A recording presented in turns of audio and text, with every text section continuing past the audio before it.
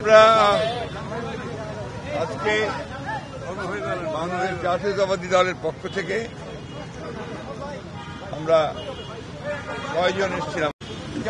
আসার মূল উদ্দেশ্য ছিল যে আইনশৃঙ্খলা পরিস্থিতি, পরিস্থিতি আমাদের যে দলের পক্ষ থেকে যে আমাদের উদ্বেগ, সেই উদ্বেগের কথা আমরা তাকে জানিয়েছি এবং আমরা আশা করেছি যে আমরা প্রধান উপদেষ্টা তিনি তার পরিষদ নিয়ে অতি দ্রুত এই বিষয়গুলোর শান্তিপূর্ণ সমাধানের ব্যবস্থা করবেন। তাদেরকে প্রতিহত করার জন্য প্রতিরোধ করার জন্য আমাদেরকে অবশ্যই একটা জাতীয় ঐক্য গড়ে তুলতে হবে। সেই কথাগুলো আমরা আপনাদেরকে বলেছি। আমরা সেই সঙ্গে জনগণের যে দুর্ভোগ হচ্ছে, বিশেষ করে দ্রব্যমূল্যের ব্যাপারে, সেই বিষয়টি আমরা তাদের সামনে নিয়ে এসেছি যে যাতে করে দ্রব্যমূল্য কমানোর জন্য কাজ করা যায় এবং টিসিবি ট্রাকগুলোকে আমরা বাড়ানোর জন্য বলে এসেছি, প্রতি এলাকা ভিত্তিক বাড়ানোর জন্য বলে এসেছি। আমরা বলেছি যে আপনার যে ট্রাক চলাচল, যানবাহন চলাচল যদি নির্বিঘ্নে থাকে সেই বিষয় নিশ্চিত করার জন্য আমরা তাদেরকে অনুরোধ করেছি। সেই সঙ্গে আপনার কৃষিতে বিশেষ করে আপনার সার বিতরণের ক্ষেত্রে যে সমস্যাগুলো আছে সেই সমস্যাগুলো দূর করে এখনো আপনার সেই লাইসেন্সের দোসররা নিয়ন্ত্রণ করছে, সেগুলোকে আপনার মোটামুটিভাবে জনগণের পক্ষে যারা আছেন তাদেরকে নিয়ে আসা এবং এটাকে সহজ করার জন্য আমরা অনুরোধ করেছি যাতে ব্যবস্থা করা যায়।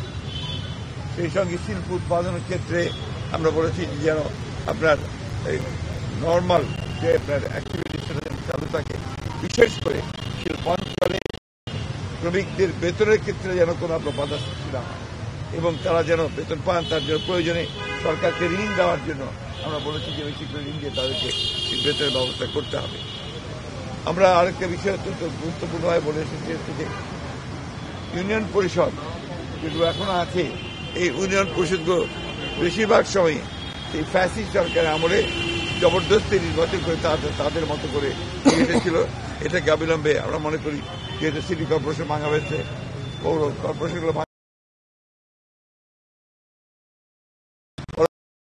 দিয়ে এবং ট্রেড বডিগুলোকে ভেঙে দিয়ে আমরা বলেছি যে নির্বাচনের মাধ্যমে এটাকে আপনার পুনরায় আপনার সুস্থভাবে নিয়ে আসার জন্য আমরা বলেছি।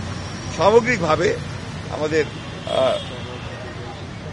সমস্ত রাজনৈতিক দলগুলোর সাথে আলাপ আলোচনা করে জাতীয় ঐক্য সৃষ্টি করার ব্যাপারেও আমরা আহ্বান জানিয়েছি।